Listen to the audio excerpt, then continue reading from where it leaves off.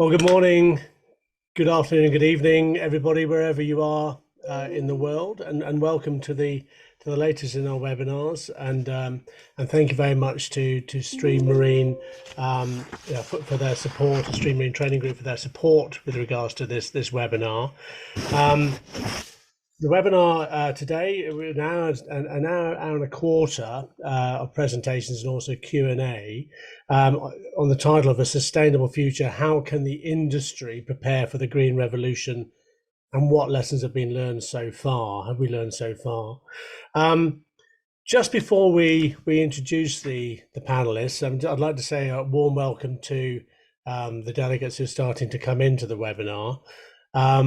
And as always, you have the facility and the opportunity here to ask your own questions, not only during the presentations, and we've got about 4 or 5 presentations today, 10 minutes or so each.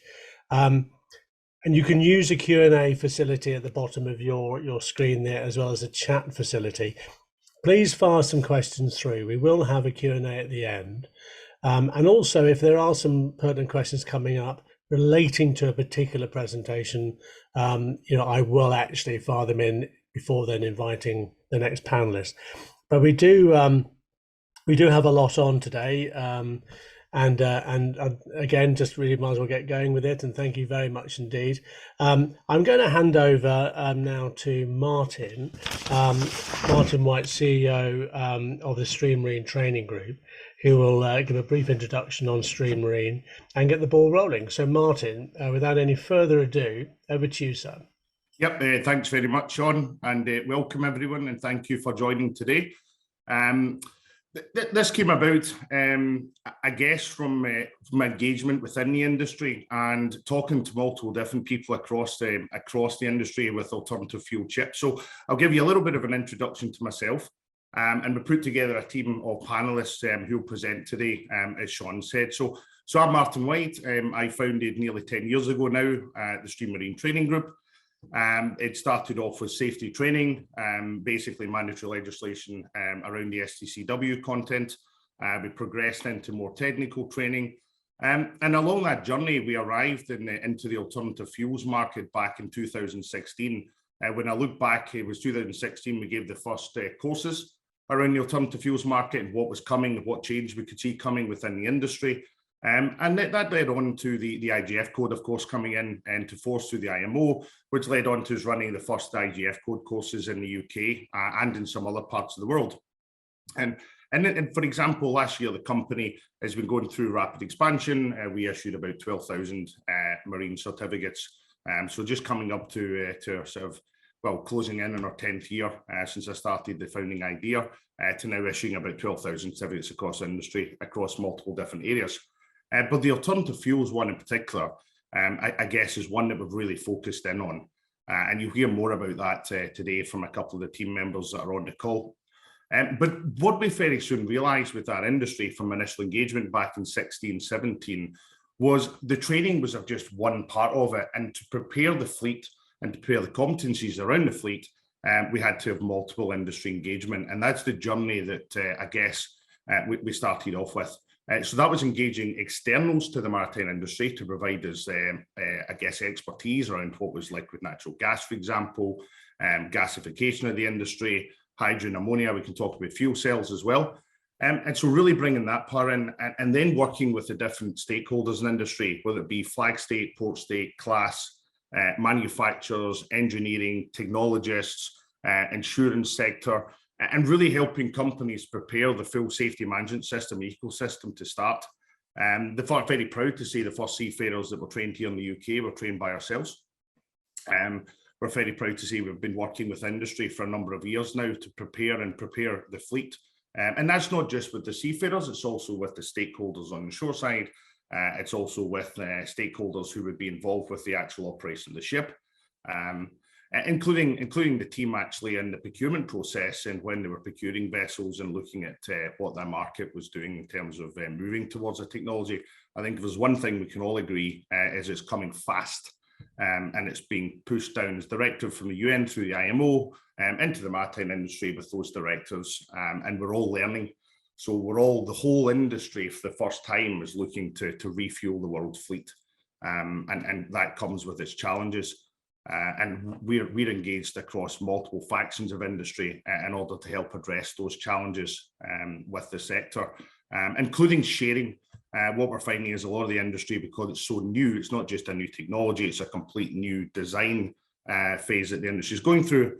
The industry is more open to sharing and supporting each other on that journey as we move towards the Maritime 2050 objectives and beyond, including some of that is coming faster and faster. So I hope that gives you a brief introduction from myself today. I'll pass you over back to Sean. And again, thank you very much for coming on, and hopefully you can take away some value in what you hear and learn today here.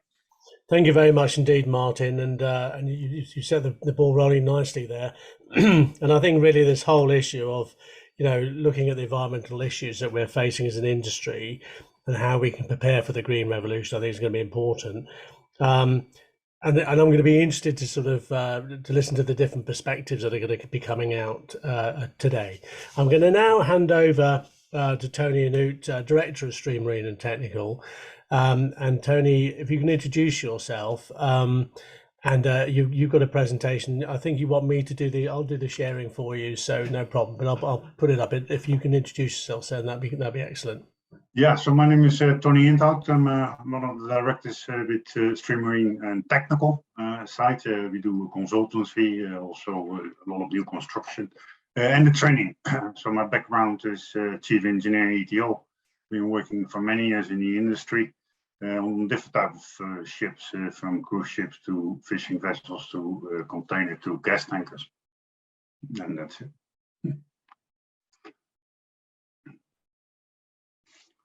I will give a presentation this morning, with a couple of slides to explain a little bit why we have so many changes in the industry and how we're going to achieve those changes. If you could share the presentation. Just doing it now, just 1 second. Bear with me. Trying to find it.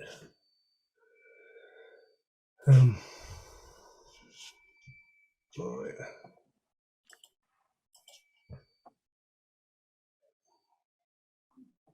Bear with me 1 second. This is a second.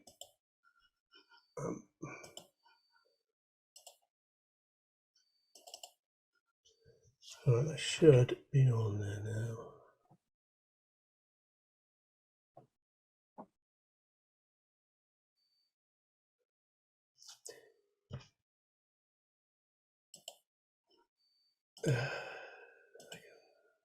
Oh, there we go.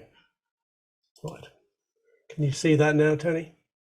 Yeah, that's correct. Yeah. Yeah, so if you could do the first slide, and then I can go over that. The next slide, yes. So the goal is, the objective in the industry is basically driven by the Paris Agreement. Paris Agreement, basically we want to achieve 2 degrees Celsius above the pre-industrial levels. And of course, the IMO is part of the United Nations, so they took a little bit different take on it. But the idea is to reduce the carbon intensity by at least 40% by 2030. So that's not that far away. And it's basically a big jump to achieve that. After that, it becomes even more complicated. So if you would do the next slide, then I can go over that one. So the first stage was the preparation stage, which started already in 2018.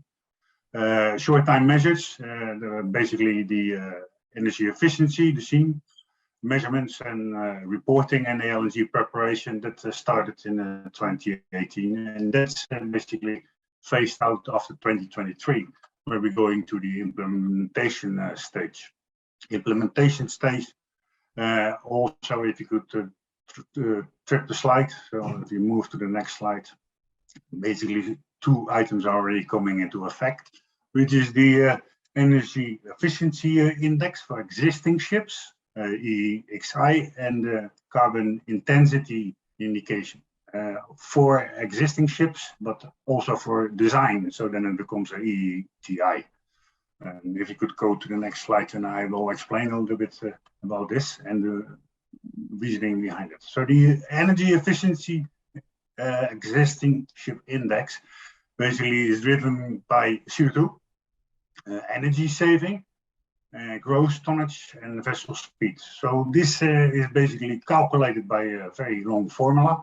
But what you will see immediately there is that the GT, so if I increase my gross tonnage, then my EXI will be improved. So, and that's one of the big drivers for like larger container ships, larger cruise ships, because that's one of the drivers.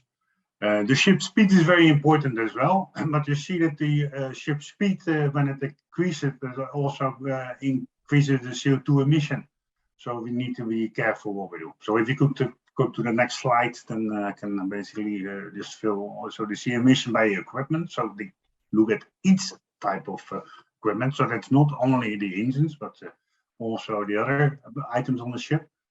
And if you do the next slide, then we'll go over energy reductions. The energy reductions that you can also run as an optimization in your system, and also a couple of other items which could be implemented. And then the ship speed and the CO2 is like to find a balance to get the right size engines with the correct speed. And if you click to the next slide, then the technical measures, right, and the registered SEEMP, that's the Ship Energy Efficiency Management Plan, is already coming into effect in 23. So these two, EEDI and SEEMP, are already coming in effect and being surveyed on an annual basis from 2023, starting in 2023. If you go then to the next slide,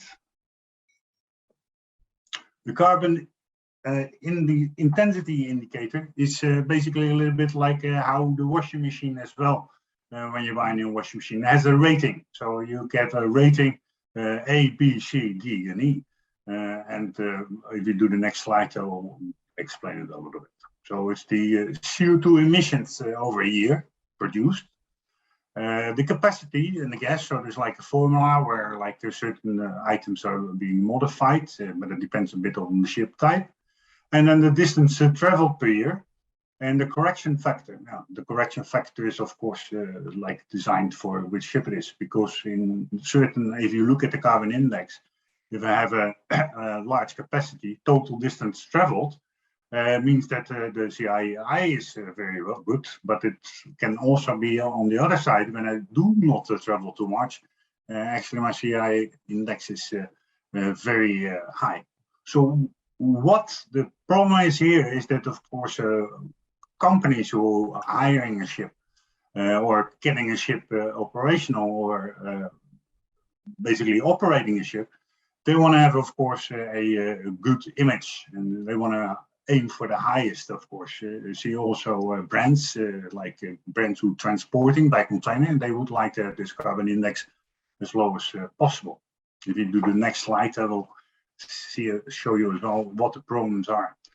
So at the moment, as you can see, we are in 2022. So we had a reduction annual of 1%. But if you want to hit the goal of 40% by 2030, you can see it will go extremely rapid. And the CI index will also be monitored on a regular basis. And I will explain later a little bit there as well. If you do the next slide, then we'll list it a little bit. The biggest problem I'm going to have, of course, here, if I do not make my rating. And because if I don't make my rating, if I go to D or E, then basically my ship will be stopped from sailing. And I have to basically improve it. Having said that, if I have a good carbon index this year, that doesn't mean next year that I will have the same, but because I have to reduce. So it's a constant process of reducing, and all the way up to 2050, where you basically already looked at 70% reduction, and that will be extremely hard to achieve. If I can see the next slide, yeah. So how can we achieve all these goals? And that's not only the fuels. The fuels itself will not be only the option. What we have to look at is the right balance of the engines. So not oversizing the engines, but having a good balance. This has also a negative effect because it is also the problem going to be that maneuvering might be compromised in some cases, so that there has to be an override being installed. Another option, of course, is going to static, which are fuel cells. More and more are coming on the market. I've seen some designs already for ships with 4 megawatt fuel cells. Because they do have emissions, but it's easier to control. What else can I achieve? I can do carbon capturing. There's a lot of development in carbon capturing, which is different type of options. And energy management. The energy management is very important, and it's basically the energy management from the whole ship. So different type of options, taking the data as well, analyzing the data and optimizing the ship is like a perfect option. When I have fuel cells, automatically inherent also need batteries on board the vessel. The batteries basically can also support peak powers on ships. Of course, when I'm in port, I have different options. I can do cold ironing, shore power. But that will not really reduce my carbon index indicator, of course. Yeah. Options, of course, on a ship are limited. We get wind and solar, but in the formula they don't really count that much. But it's a possibility. So all these items will lead to reductions. Different type of fuels, of course. Also I see also companies looking at nuclear. That's an option as well. So that's actually in the direction of the fuel cell.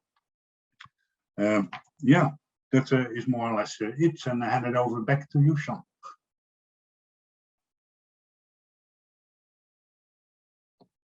Brilliant. Thank you very much indeed, Tony. And sorry for the slight technical issue there in trying to find your presentation, but excellent.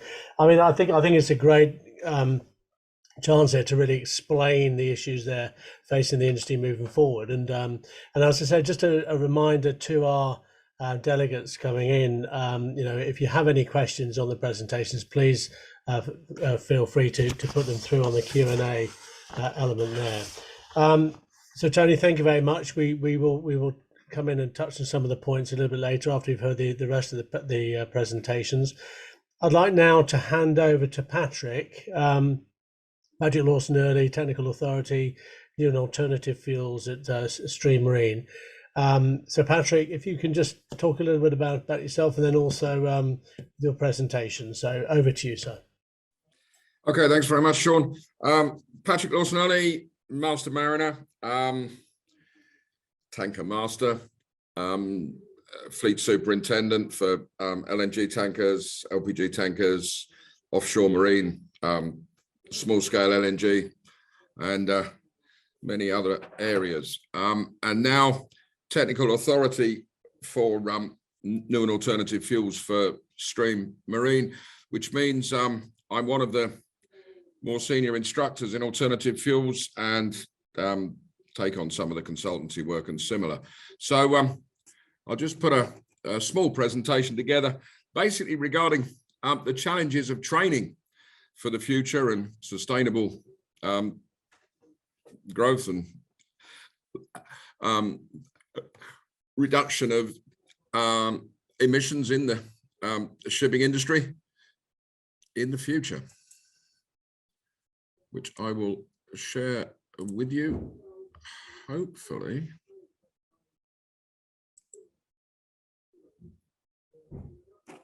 And I hope that is now sharing.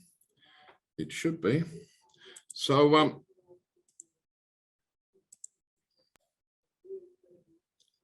there are currently obviously training for compliance with the IGF code related to alternative fuels. There's the advanced and basic courses, the basic course being aimed at all seafarers and the advanced course being a little more for the more senior officers involved. But and there are standards for those, obviously, the IMO, STCW, set standards for competence, and then there are IMO model courses, there are UK Merchant Navy Training Board course criteria, which cover all sorts of areas, simulator training, firefighting training, enclosed space training, etc., all of which are incorporated into the IGF courses, resulting in certificates of competence for service on IGF code vessels. But there are some issues. Basic training is aimed squarely at safety, which is very, very reasonable, and is designed mainly to ensure that seafarers serving on vessels using alternative fuels, and basically that means low flashpoint fuels, LNG, methanol, and others. And it looks at care and use and emergency response, and is really pitched at safety to ensure that seafarers serving on those vessels understand the safety aspects of having low flashpoint fuels rather than normal oil fuels, because the IGF code is predicated on safety. The idea of the IGF code is to endeavor by risk assessment and regulation to ensure that the operation and maintenance of a vessel using low flashpoint fuel is no less safe than a comparable ship using oil fuels. And that is really the thrust of the IGF code. And although the aim of the alternative fuels is to meet the sustainable future goals, the training doesn't really address that. Even the advanced course, although we're now looking at senior officers and the management of the fuels on board and how we cope with LNG management and other, the management of other low flashpoint fuels and how we use them in the engines and how we use the fuel gas supply systems, etc. And the maintenance of those systems, there really is nothing there that gives the seafarers any knowledge of why they're doing it. And we also run familiarization courses for the industry generally, because one of the other problems we have is that we offer mandatory training for the seafarers, but the office staff, the shore staff have no knowledge of, either the reasons for the changes to fuel and the reasons why we're reducing emissions, but also they have no real understanding of the differences, the different operating philosophies that are necessary in order to successfully use these fuels and successfully run the ships using them. And there are a lot of fuels out there, and more coming, as Tony said. I mean, it's a constantly moving feast, and as is normal and standard, the legislation does not keep pace, and so the industry is moving ahead itself, which is natural. And there are industry organizations out there, the Society for Gases and Marine Fuel, the Methanol Institute, etc., who are providing some guidance, and of course the classification societies do the same. But again, the current training, the mandatory training, is very geared towards the gas fuels, as is the IGF code. So pushing liquefied natural gas effectively. But of course, that is not the only option. Batteries, fuel cells, hybrid ships, hydrogen as a fuel, probably produced onboard ship from various sources, ammonia, a very good fuel, low emissions, but highly toxic, very dangerous liquefied gas, methanol, and alcohol, a liquid fuel, not that difficult to handle, but low flash point, and an alcohol, lightly corrosive. Ammonia, of course, highly corrosive. LPG, LNG. Each one of these fuels is different. And ideally, training for each fuel should be a separate course almost, or certainly with a basic course, we probably could put all the fuels in one course. But for the advanced course, when we're talking managing the systems, maintaining the systems, there is a lot to be said for some form of splitting, so that perhaps part of the course is general and then there is a separate training regime, mandatory requirement for each of the different fuels, because they are so different. Even within the LNG fuel systems on board ships, there is an awful lot of variation in the systems. And we're finding that it's very necessary to tailor training to the specific systems on board ships. And the method of training, of course, face-to-face classroom training, traditional training, it works, but it's not the sole answer. It's not necessarily the best answer. A lot of onboard training, because as we say, the different systems, there's so much variation between different ships related to ship size, engine size, etc. And there is always a necessity for persons to learn their own system on board ship after their formal training. A lot of online training, but as with many things, alternative fuels training does not lend itself totally to online training, because there have to be some practical elements. There is a case for maybe training ship staff effectively on how to deliver training to others on the ship. The use of simulation can be very good, but again, with a lot of variation in systems and a lot of variation in use. And the simulators, although the simulators currently offer a good overview of how the systems work, there is no simulator that we're aware of as yet that will also integrate the energy management side of things into the operation. At the moment, we're just looking at practical, straightforward, how do I stop my tank pressure going too high, rather than how do I manage the fuel and the ship operation and everything in order to limit carbon emissions. So there is a lot more that could be done. There is an argument, a definite argument, that there is a need for integrated training.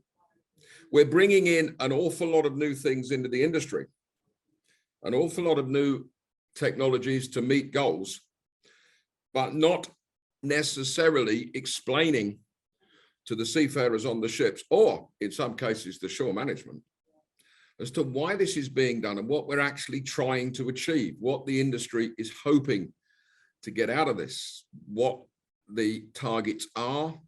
From my own personal experience teaching advanced IGF courses, very few senior engineers are even aware of the IMO targets. They don't understand the EEXI legislation. Most of them have received no guidance on it at all so far.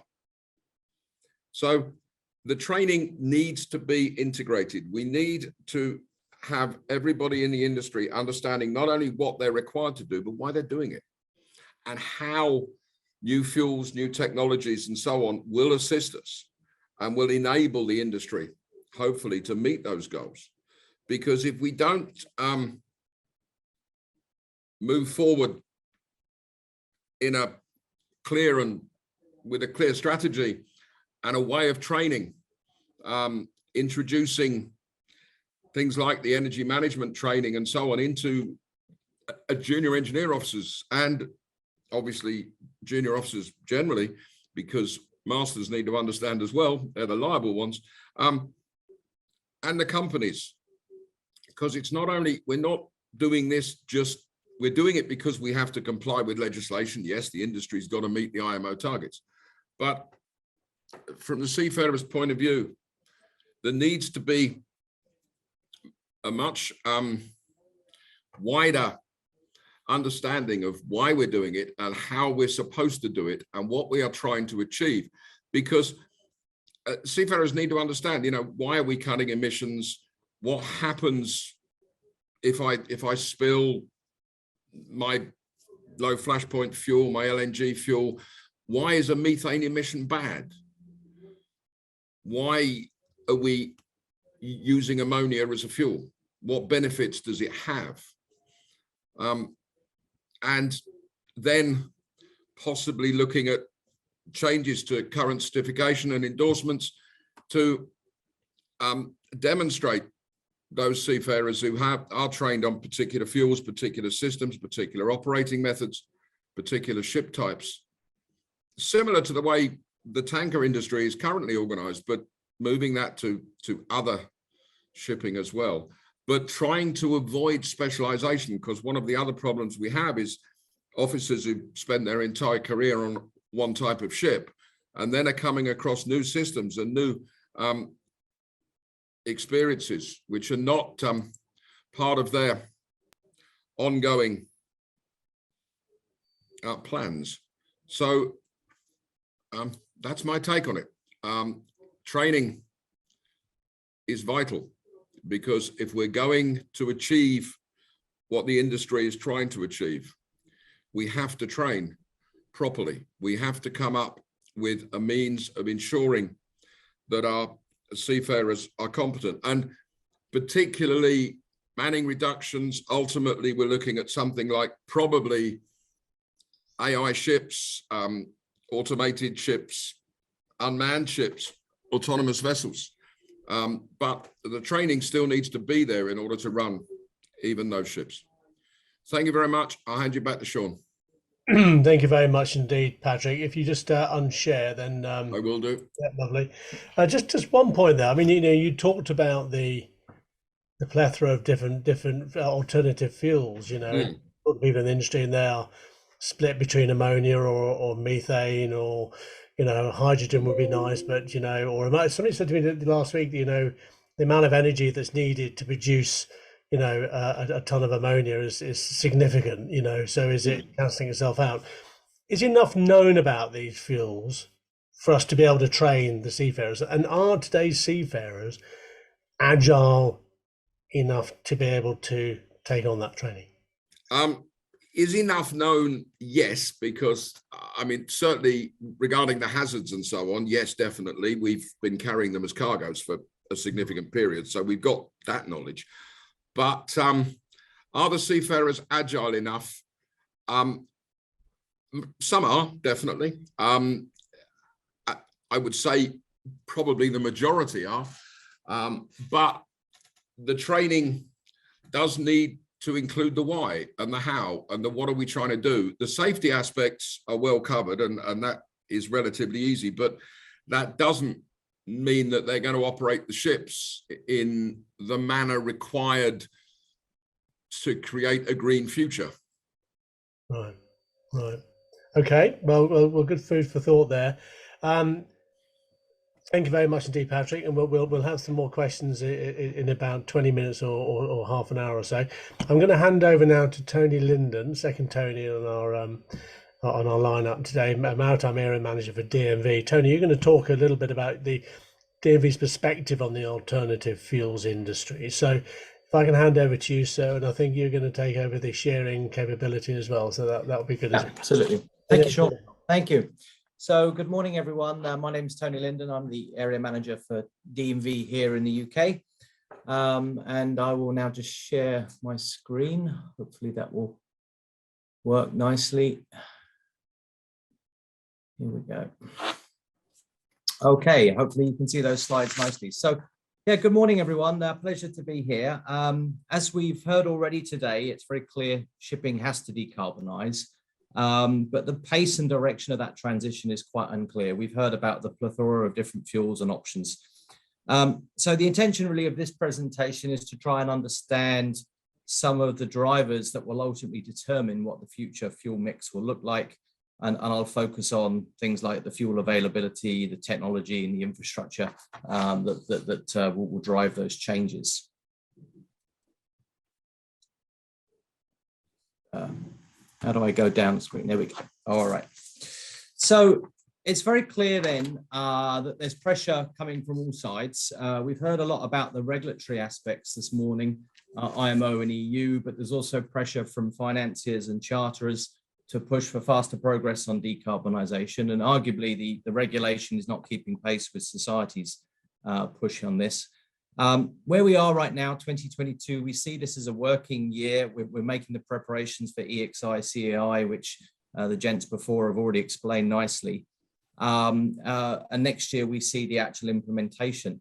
And where we are now, we have an ambition already set by the IMO to achieve a 40% reduction in intensity by 2030.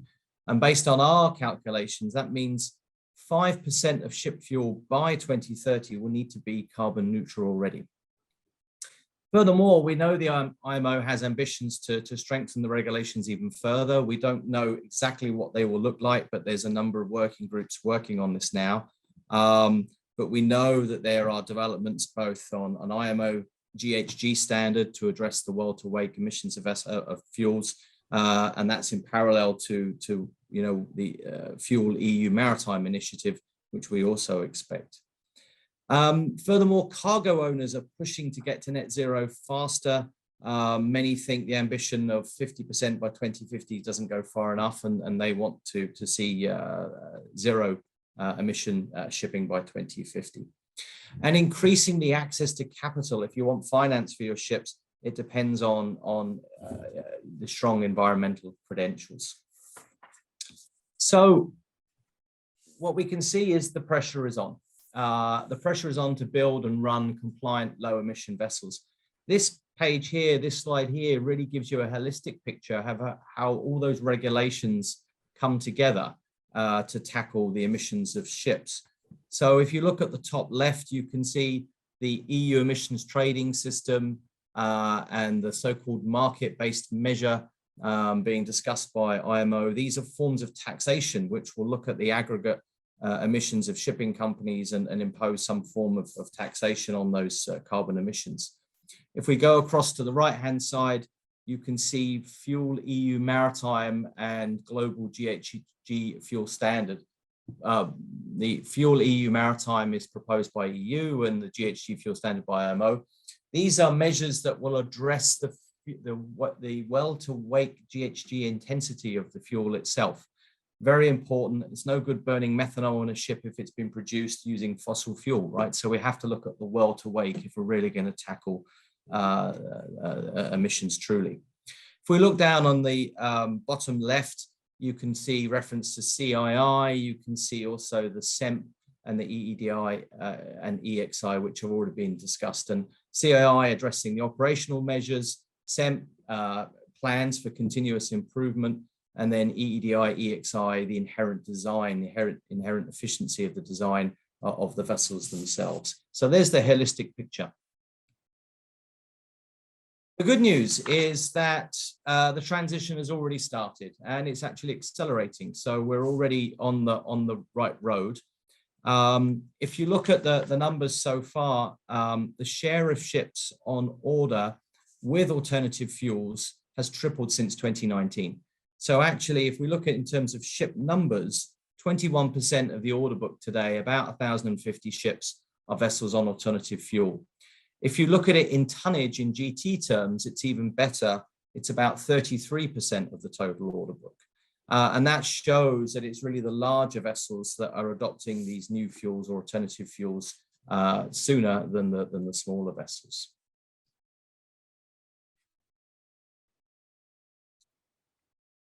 There's a limit on how far the energy efficiency measures and the slow steaming and operational measures can take us, of course. And there's much anticipation about when these new fuels will really be available. So this slide here is our estimation on when we think those technologies will be readily available, when they will be sufficiently mature and available in the market as commercial designs. If you look here, the figures show that methanol is the most developed technology, with ammonia next in line, hydrogen coming along, but focusing on short sea segment, as well as developments in CCS. But you can see, looking at those timelines, we're a long way from having ammonia or even hydrogen vessels in the fleet. We're talking 2030 and beyond, okay? And that's important when thinking about training. We do have some time to build that training pipeline, because we're not going to see these new fuels in the fleet in large numbers anytime soon. Just looking at one aspect of the challenges of these new fuels, if you look at the energy density and you compare the energy density of the new fuels vis-a-vis a baseline of very low sulfur fuel oil, you can see that LNG requires a fuel tank size or a volume of 1.6 to 2 times greater than conventional fuel. LPG, similar, 1.5 to 2 times. Methanol, 2.5 times. Ammonia, 4 times. Hydrogen, 6 to 10 times. So that's a very practical constraint about some of these new fuels, is where do you find the space on board to have these fuels? Or how do you adjust your operational profile to increase the bunkering intervals? So what are the best alternative fuel options? We're often asked that, and this is really our sort of simple way of looking at the different options today and summarizing the current status against a number of different criteria. And those criteria are the availability of the fuel, the infrastructure and storage of the fuel, the maturity of the technology, the density of the fuel, the energy density, the price of it, but also most importantly, why we're doing it in the first place, the green credentials. And you can see with this kind of traffic light sort of report how the different fuel options stack up. This is the picture in 2022. Green credentials are not going to change much, but of course, availability, infrastructure, maturity of technology, these things will develop over time as the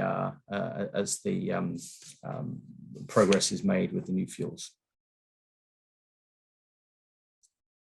DNV spends a lot of time trying to understand how this energy transition will roll out, and what are the different pathways that ship owners can take. And we do that so as that we can provide good decision support material and preparation for the industry. Maritime Forecast is something that we do every year. We're on to the 6th edition this year. And this is an updated outlook on the regulation, drivers, technology, and cost to decarbonize shipping. It's a big report. I don't have time to go through it all today, but just to share with you the key findings from this year's report.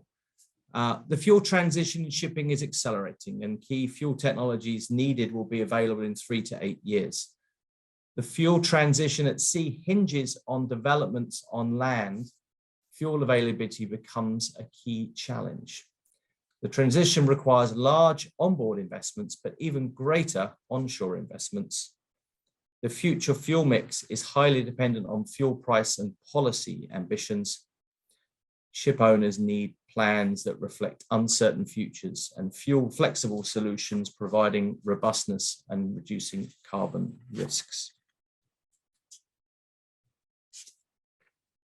Just as a teaser, in the report, we can't predict exactly what the future fuel mix will be, but we can look at the different drivers being regulatory, technology, and fuel availability and cost, and we can make some assumptions. And around those assumptions, we can create different scenarios. And so we've created 24 different scenarios, which can be used for this decision support, preparation, and planning.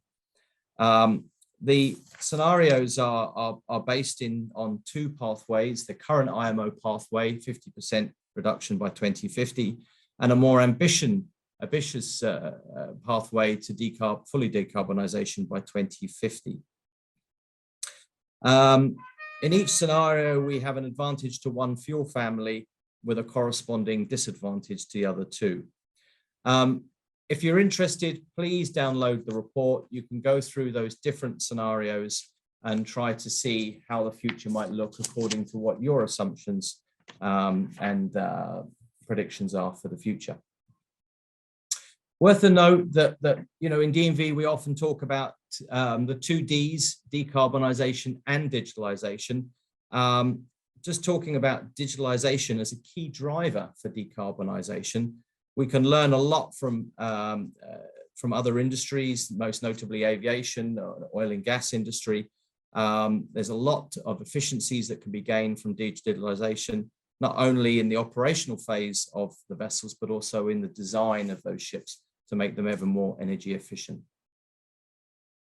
So last slide then, what are the key takeaways? We're looking to a future with more diversified fuel mix. There is a lot of interest still in LNG as a transition fuel, but increasing interest in methanol. Experimentation with LPG, biofuels, and early developments in hydrogen and ammonia. The main decider, of course, is always cost. Keep focus on energy efficiency for existing assets and also try to leverage digitalization. We are facing uncertainty, so flexibility, building options is a key part to any shipping company's strategy. Thank you very much. That's my presentation, John. Thank you very much indeed, Tony. Really, really interesting stuff. I am going to just ask you one direct question. I mean, yeah, interesting where you're talking there about LNG, transitional fuel, maybe methane, and certainly the talk a year or so ago was ammonia. What do you think is going to be the preferred fuel option, sticking your neck out? Well, as I said, there's so many variables, it's difficult to predict. What we can see in the next few years is that people will continue with these transitional fuels because they take you some way along with the energy efficiency measures on board, so that most notably LNG. But really, the next kid on the block coming down the line is ammonia. And there's a lot of talk, particularly for deep sea shipping. But ammonia won't be suitable for all forms of shipping, particularly short sea, where we also see now batteries and hybridization coming in as well. So it'll be a combination of many things. There won't be one predominant fuel. For deep sea, LNG will continue, and then ammonia from 2030 onwards. Short sea, batteries will play an increasing part, along with shore power connection and other things. Brilliant, Tony. Thank you very much indeed. Really, really interesting stuff. So I'm going to hand over now to our last presenter, last but not least, Kelly Malynn from Beazley, from insurance from Beazley. You're going to give us an insurance perspective on the alternative fuels industry, and you are product lead on cyber at Beazley as well. But over to you, Kelly, and I'll put myself on mute. Thank you. Thanks. I think I've managed to share my screen. Good morning. Yes, Kelly Malynn. I am currently underwriting cyber insurance for vessels and within the energy space. However, the other half of my role is looking at emerging and complex risk and leading on our ESG strategy within the marine division. We spend quite a lot of time at Beazley looking at emerging risks and how they can impact us, and that is what I'm going to cover today. It's a slightly different take on the impact and the consequences of the points that the other speakers have made. If I can click through.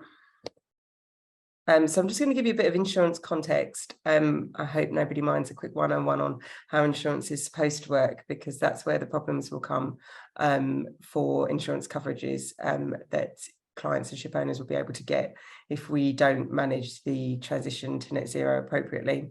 Talk about a little bit about claims, and then what about some of the mitigations we can do to prevent some of the impacts happening. So a little bit about Beazley. Beazley is a global specialist insurer.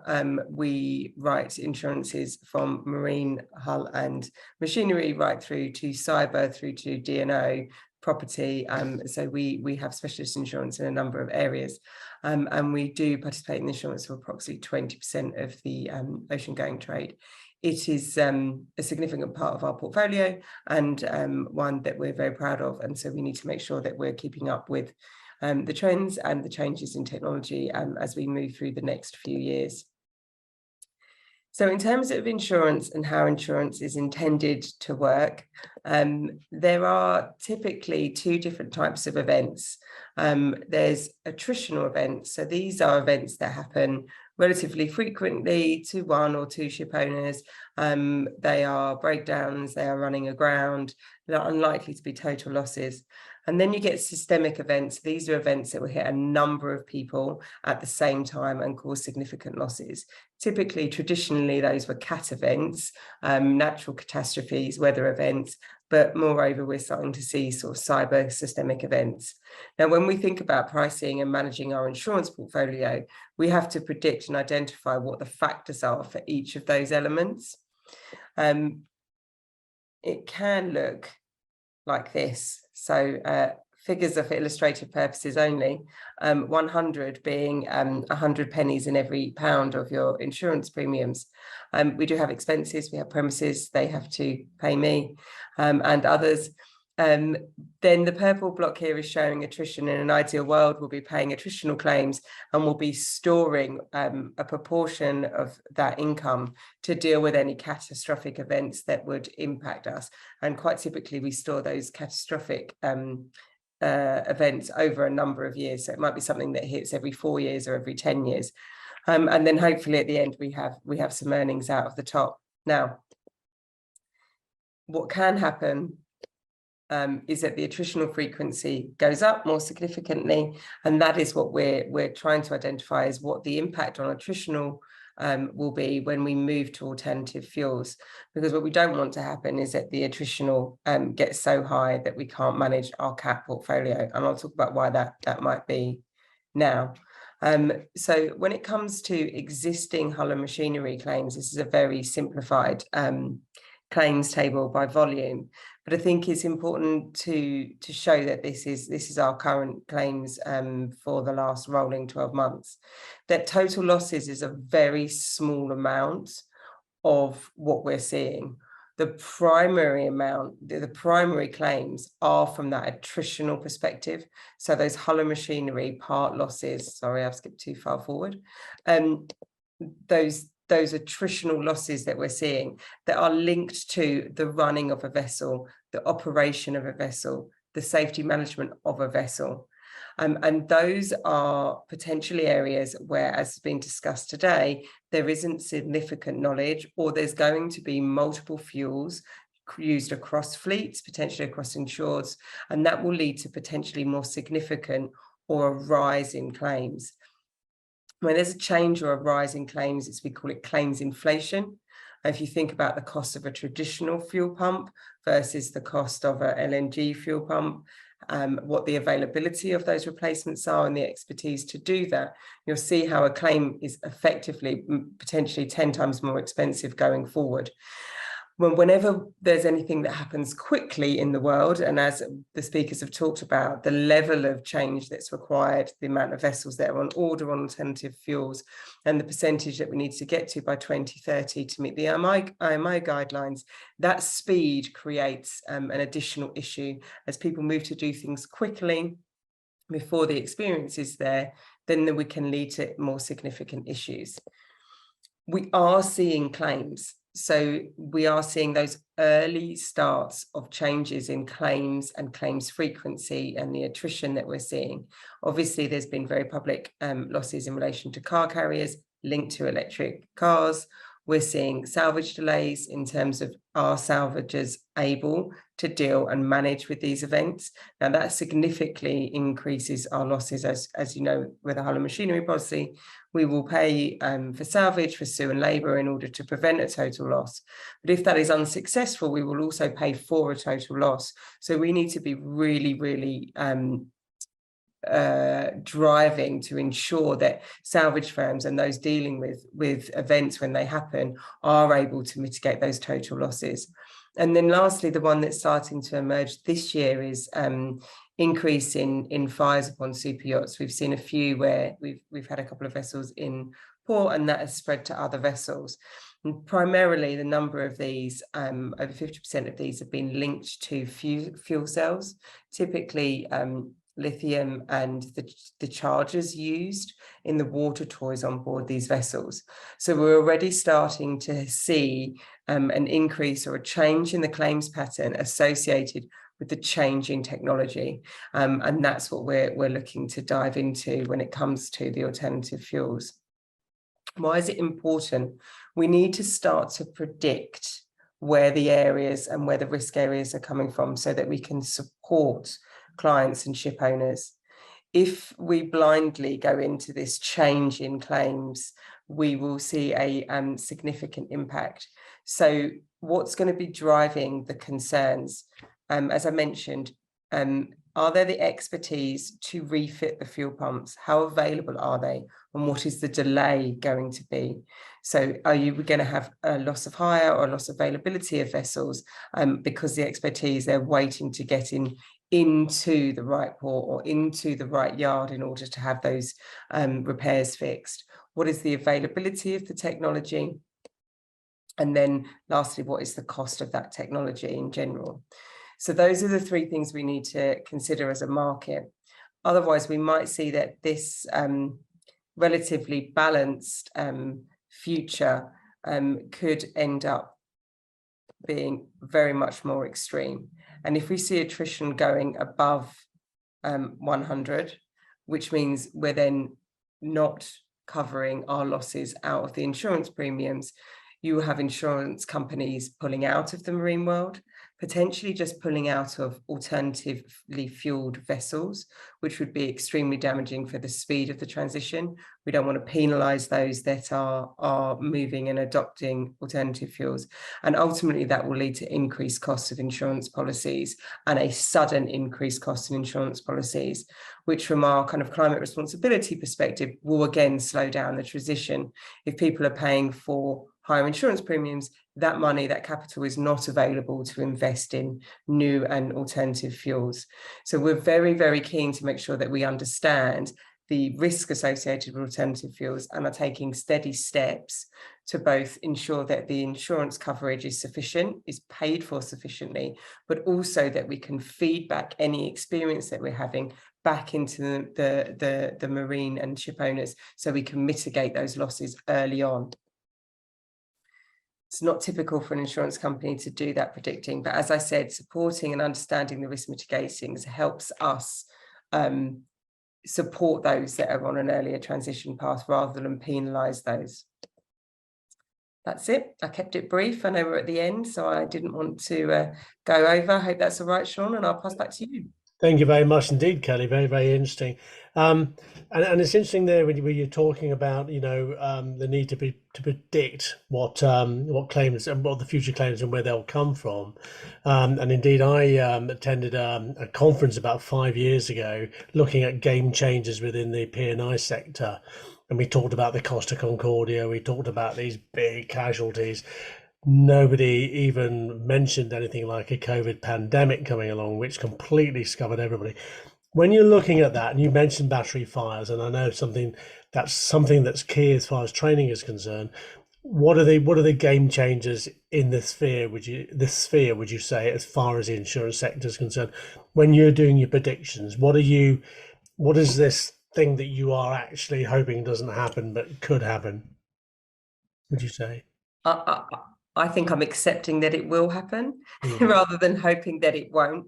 I think what I'm hoping happens is that safety management and training is embedded and does go further than the regulation. We know the regulation is going to be behind the development and the innovation.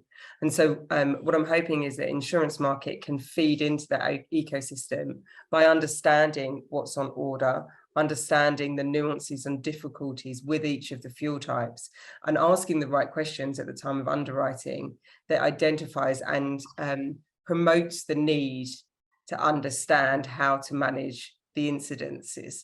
That will raise the level of experience, raise the need to train on this, and therefore should hopefully reduce the claims for everybody. Insurers don't want claims, insurers don't want claims, and ultimately I really don't want alternative fuel vessels to be penalised when it comes to insurance.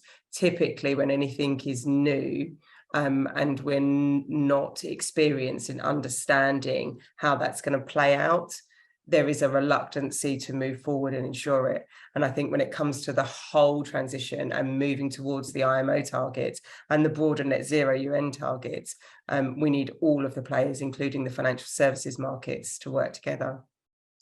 Thank you very much indeed, Kelly. We're starting to get a question coming through. I think Roger Holt has a question for us. I'm just waiting for that to come through. Roger, do you want to, let me see if I can actually make you, no, I can't make you live on this, but if you can type in your question, Roger, then we can pass that on to Patrick.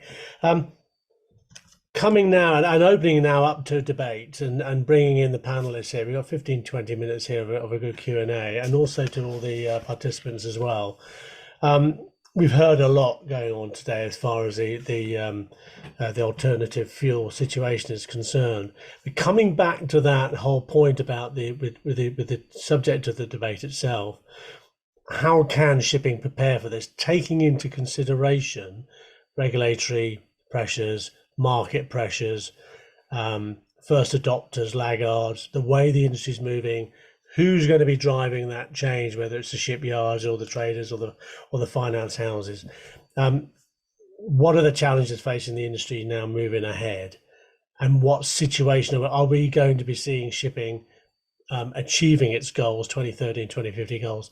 Who would like to answer that? Martin, I'm going to throw it open to you, and then please to the panelists, stick your hand up. If you don't, I'll pick on you. But thanks, Sean. Thanks. Yeah, I mean, I think what we are seeing is from the early adopters and certainly working with some of the, I guess, container fleet that moved early, the ferry fleet that moved early, the passenger cruise fleet that moved early, is the rest of the industry kind of looking in and trying to assess what way they're going in terms of fuel. So actually the early adopters have gone, some of them into methanol, some into liquid natural gas, of course, being the prominent one just now. Next phase of hydrocarbon, but part of decarbonisation is a cleaner burn fuel. And I very much see people sitting, watching how these companies that moved first actually adopted their ships onto the fleet, how those ships are performing, how they've solved the fuel supply chain. We heard today about fuel supply chain from Tony D and Vida. That's a common question that comes up to us, is actually, yes, I can build a ship. Yes, I can build, excuse me, an alternative fuel ship. How am I going to procure in their operational region? And if the ship just chartered to another operational region, that fuel and heavy fuel oil has been known. We have a pricing index. We have commonality in pricing. You can pretty much know and track what's going on around the world. So another question we often get asked is, how are companies who are adopting early able to build a business plan around the cost of operating their ship with so many unknowns? And that unknown comes from the machinery, the reliability, the procurement of the fuel, insurance, bonds, premiums, etc. We heard from Kelly today talk about that. So these are the big questions that I find are coming out from industry when they look into the first operators. Hopefully that gives a bit of insight into that. Tony, Linden, let me bring you in on that. Do you want to sort of have a continuation of that point that Martin's making there? Because it's a valid one, isn't it? Yeah, I mean, to answer the question, how can we prepare for this transition? There's sort of, from our perspective, we see several different camps. We see those that sort of bury their head in the sand and do nothing and say that, they're waiting for the perfect solution. And then we see those that are getting involved, looking for opportunities to collaborate, because it's clearly a problem that cannot be solved individually as one ship owner or one company. Mapping out their carbon stairway, as we call it, means to say, knowing that we're not going from, where we are today to zero tomorrow, there is a transition, there is a glide path that we're expected to follow. So they sit down and they work out, ships have got a 20, 25-year life span, right? They work out, what are we going to do with those ships to keep them operating? What do we need to do to improve the efficiency? What are we going to do about the next generation of vessels that are due to replace them? What technologies are available to me today? They may not be perfect, but they help in the transition phase. And then look for partners that can help to collaborate with, and those partners could be in the different stakeholders. They could be bunker suppliers, they could be manufacturers of the technology, they could be class societies, they could be training institutes, all of these things. Look for these partners and try to establish all the different pieces of the puzzle and try and put it together. It's certainly not easy, but certainly we don't advocate burying your head in the sand and doing nothing, waiting for the perfect solution, because that will only get you in trouble. I think you had a very, very interesting slide there where you talked about 1,046 ships currently are under construction with alternative fuels. And we hear banded around at conferences now that the ships under construction now are going to be in service when these deadlines are available, are being demanded. So is shipping ready? I mean, is shipping moving quickly enough, would you say? I mean, and no. The pace of transition isn't fast enough, and that's understandable with all the uncertainties. But the pace of transition isn't fast enough, in our opinion, to meet the ambitions. And you do face the prospect of vessels not being potentially able to meet the new regulations down the line without serious restrictions on operational speeds and things. So no, I don't think we are moving fast enough, unfortunately. I think too much waiting for the perfect solution rather than saying, what can we do now? What can we do that takes us on the journey towards a decarbonized future? I mean, Kelly, you there's a lot of interesting stuff going on here, and so as an insurer, where you like to have some sort of surety moving forward and predictability. It all seems to be up in the air at the moment, doesn't it? I mean, as far as that this could happen or that could happen. I mean, what are you more concerned? Is the insurance sector going to be more concerned moving forward? What needs to be done, do you think, from your side, from the industry side, to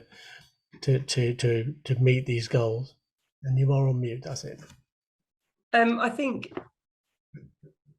Is the insurance sector concerned? Probably not yet, I think, is the answer, because I think we haven't got the number of fleets currently in service that are on alternative fuels.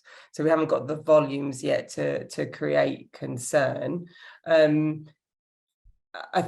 When it comes to choosing the fuel types, I think that's where the nuances are going to be. And this is now going to be a period of change, not just for the next 5 to 8 years, but for the next 15 years.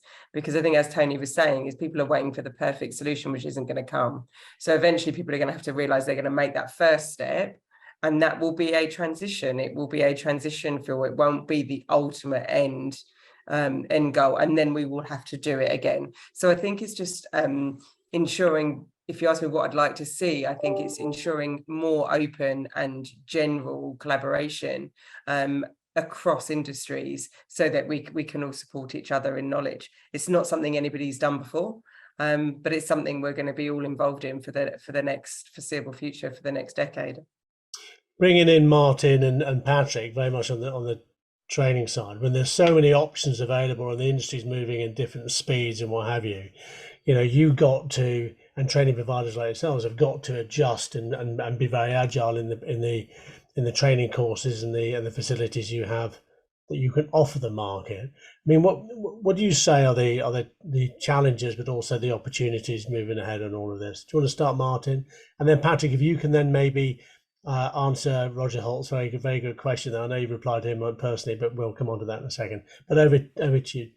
Yep. Okay. Thanks, Sean. Yeah. I mean, I think we're constantly learning and I guess educating yourself with industry constantly. So we're constantly looking at what technologies are emerging, how we will prepare for that technology. Regulation obviously takes time to bring itself up to date and almost catch up at times with the technology that's coming around and how fast it's evolving. So therefore, actually, when we're engaging industry, we're looking at full safety management system implementations at the moment, where it's okay, yes, we've got the IGF code to comply with.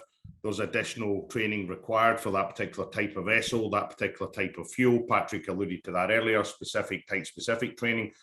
So we see the industry not just following regulations and not just following the, let's say, the IGF code, but actually looking to do more to build that full complete safety management system integration. That's from shoreside implementation, from your designated person, your shoreside technical teams, how that links and how that safety management system actually flows between ship to shore is completely different from a turn to fuel vessel. A lot of the same principles, but actually suddenly we're changing things on board in a different way, and it's coming fast. So, you know, so far we've seen the industry really think about, okay, well, I need to do this to sail, and these are the certificates that I need to have achieved before I can sail, whether it's for the ship or for the crew.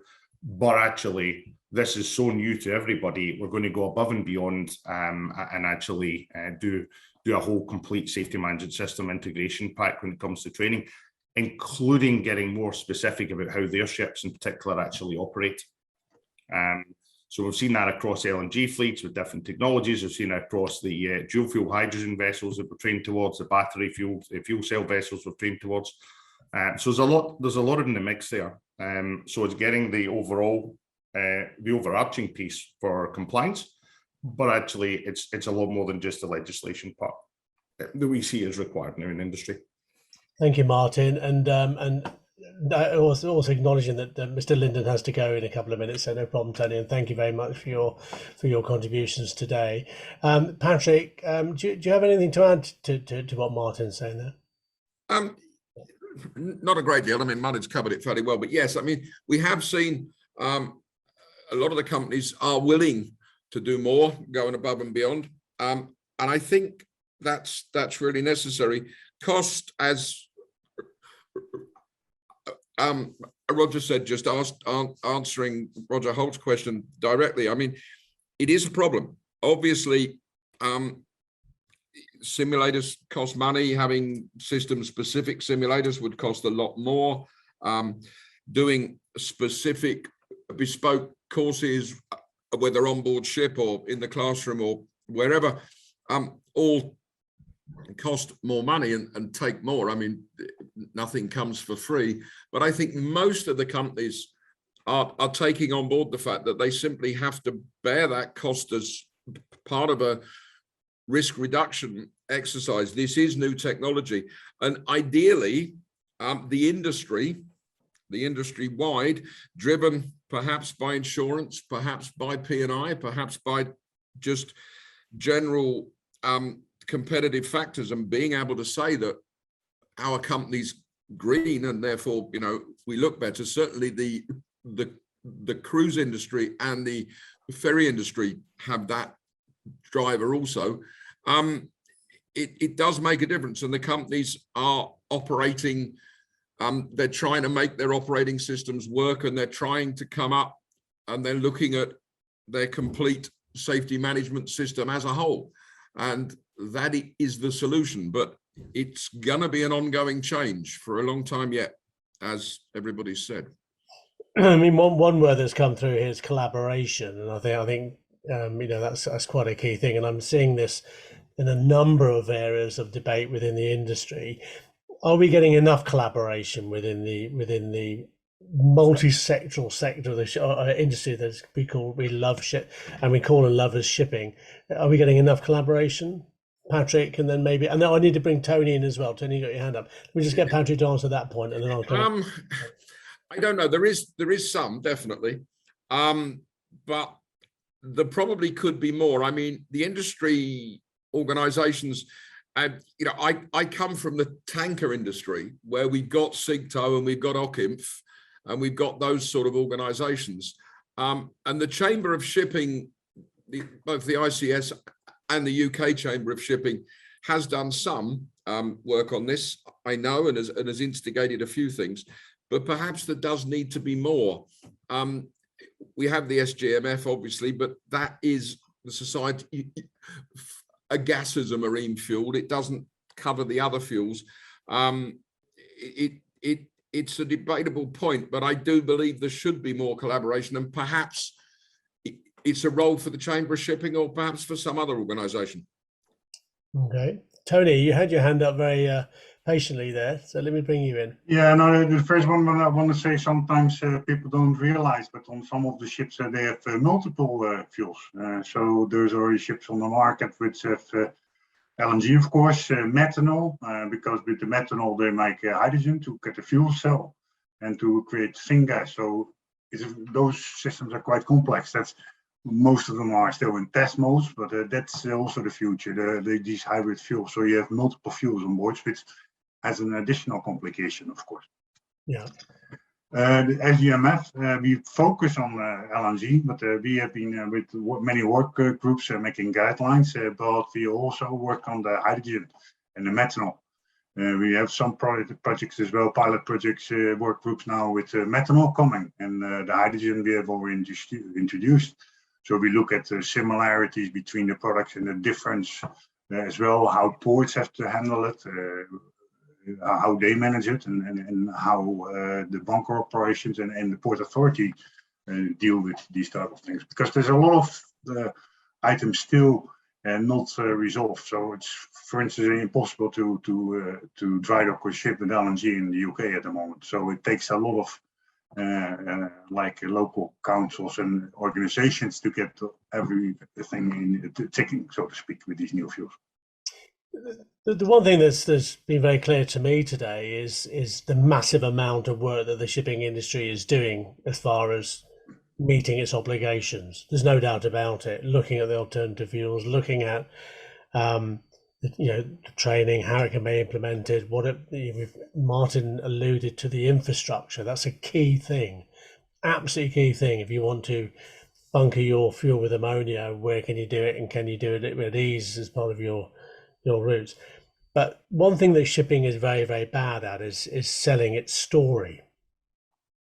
Okay, it's very, very bad at telling everybody what its success is. Is this a problem? Because if you talk to the man in the street, he'll still say that shipping is a very, very dirty industry. When actually, we've already heard today that by 2050 it wants to be on zero emissions. Who wants to take that? Martin, do you want to take that, and then maybe Malynn? Yeah, I think the industry, from what we've seen from the early adoption I spoke about earlier to where we're going now, is extremely engaged in its responsibility towards a net zero and addressing the UN's directive on climate emergency. So I can see as being very proactive. I can see companies watching what other companies are doing and trying to, again, like I spoke about earlier, address how they will approach that. But what we're definitely getting in the industry is a very positive message about going towards a greener shipping future. The industry is addressing it. I think there's a lot of talk around really what is a green point for the industry. So there's transition. So I think the industry widely accepts that we're in a transition period, which has been very proactively received. So we're in the transition period, and transition period will be evolving towards a greener version of itself. I think we've all spoke about grey, blue, and green fuels as well as we map out that transition. But we are transitioning. We have started early, and in fact, actually, if you look at the shipping industry in this case, we're actually, for the scale of our industry, we're a leading industry in change this time, and we're leading in a number of ways. There's a lot still to be done. There's a huge amount still to be done. But we are an early adopter. We are moving quickly. If you look at what the industry's already achieved since 2017, 2018, even till now, in the last 5 years, and that's only going and multiplying as it becomes more and more apparent how shipping companies can transition and how we can model that for our industry. Okay, thank you very much indeed, Martin. Kelly, have you got anything to add on that? I would say, I mean, I completely agreed with your point. I would say as a non-maritime person, so I'm insurance and I'm only within the maritime division this past year, although I've been linked with it for a decade. The shipping industry is one of great detail and great integrity. And so in today's world where everything's a one-liner bullet point and you can't keep people's attention, it is difficult to put forward everything that the shipping industry is doing. how, as Martin was saying, for the amount of and the such a scale of the industry, the actual carbon is relatively low compared with aviation and other forms of transportation. And the word transition is used so much now in common in that it just sounds like a cop-out, or we are transitioning. So yeah, I do think there's more that can be done to sort of promote how far you've already come as an industry. I mean, the regulations that the IMO puts out, the ambitions that they put out. I mean, sulfur was only 2 years ago. COVID came in the middle, but that was already great progress, a great first step. And with the calculations and with those expectations, that's the integrity. So that can actually be measured and monitored. I mean, with other industries, that kind of those ESG scores and the difficulties surrounding ESG scores are difficult. Whereas in shipping, you've got an actual calculation that's standard. It's got integrity to it. So I would say there's a lot of good and a lot of positives. Yeah, no, I think just to add to that, the interesting thing is, shipping is only there to satisfy world trade, and that is a demand of the consumer. So it's there to do a job, and it's moving 90% of world cargo, so it's doing a great job on that. Really, I think we're sort of coming to the end of our time frame here today. It's been an excellent range of presentations and good debate as well, and I'd like to thank the panelists today, certainly for your time and for your well considered presentations and comments and thought processes as well. I've learned a lot today as far as this is concerned, and I think this would be something we want to continue to actually focus in on. Decarbonisation is so important to shipping at the moment. But we do need to start putting realistic slants and realistic hooks on it to actually make it to be understood and what it wants to try and achieve. So I'd like to thank all of the panelists today, and including Tony Linden, who had to go off a couple of minutes earlier, and thank the delegates for coming in today.